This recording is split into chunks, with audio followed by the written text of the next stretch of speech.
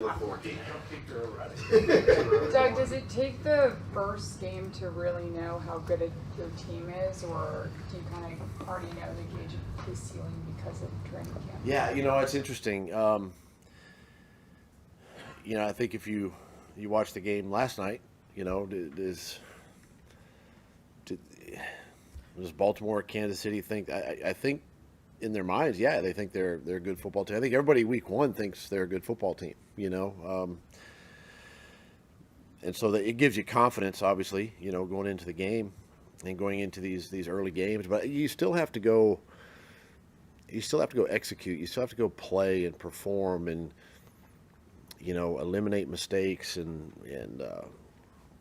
you're going to have to overcome adversity and all of that. But I think in your mind going into it, you feel good about where you're at and how camp went and all of that. Healthier team, factors into all that too. So it does give you confidence, going into these first few games. Did last night's game in any way put a thought in your head how much you need to reinforce the offensive line? And hey, the refs looks like they're going to be calling a lot more false starts. Well, it's interesting. Yeah, I mean, yes, it's interesting. I think it was the Tampa Bay game here preseason where it's the message from the officials when I meet with them, 90 minutes before the game. It's one of the things that we discuss as head coach to official and vice versa is, the offensive line, and they're actually getting to the point now where it's almost like the first warning, right, is now in the dressing room. So, and rightfully so, because now it's on us as coaches to make sure that our players are, playing by the rules. From a conditioning standpoint, Josh Hines-Allen, was he able to even make strides this offseason compared to, what he was able to do last year from building up his strength and speed? I believe so. He looks good. I haven't seen any lags or lulls in any of his, conditioning or the way he's practiced. He still practices, extremely hard and fast, and so I haven't seen any of that, that downturn at all with him. But I mean, it seems like he's even in better shape maybe than he was a year ago. Yeah, I would probably agree with that. Yeah. Mm-hmm. What has DT's week been like, and what do you think his chances are or something? He's progressed. We had a plan for him to, work himself back into practice. We got another day today and see where he's at. But, we're optimistic and hopeful that he can play.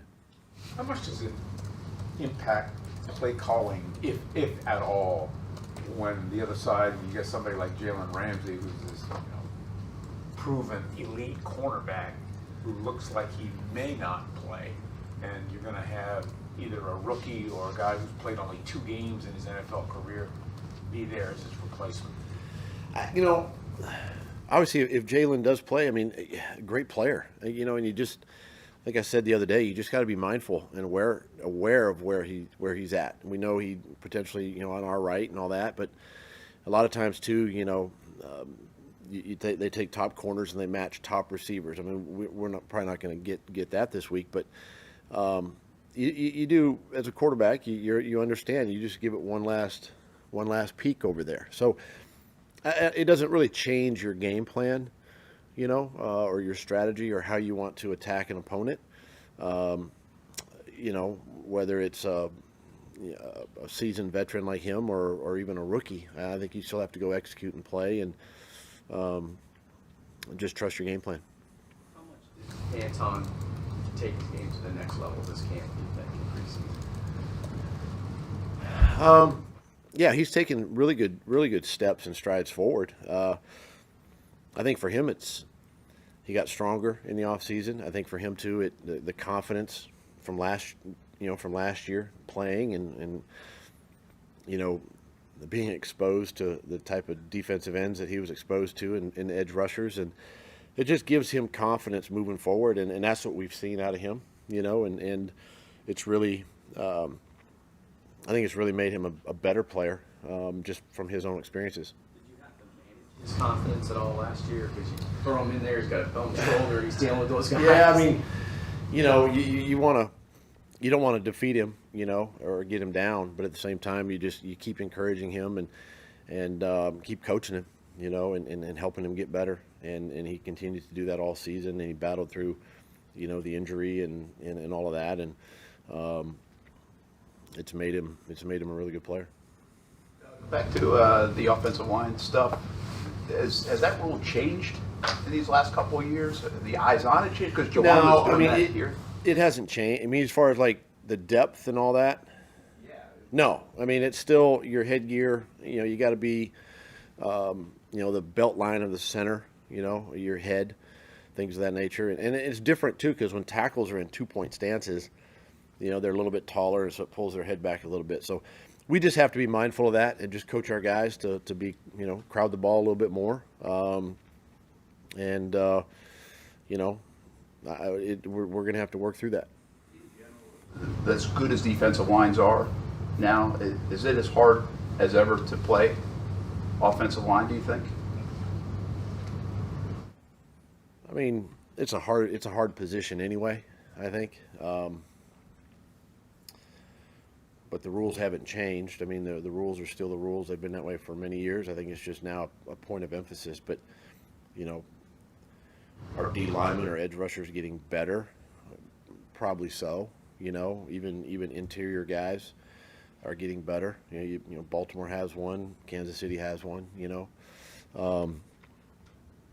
but it's a tough position. You know, it's a tough position to play, and particularly the tackle spot because you're out there on an island a lot, you know, especially in pass protection.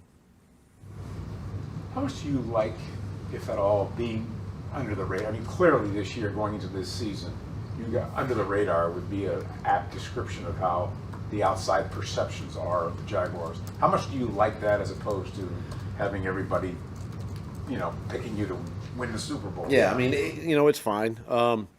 Just go about our business, right, and just keep working hard and playing hard, and you know, don't worry about the outside. Just make it about us and focus internally, and you know, people are going to write what they want to write, and you know, if you start winning games, then maybe you get some recognition. So it's 1 week at a time. It's one game at a time, obviously, and I'm fine with that.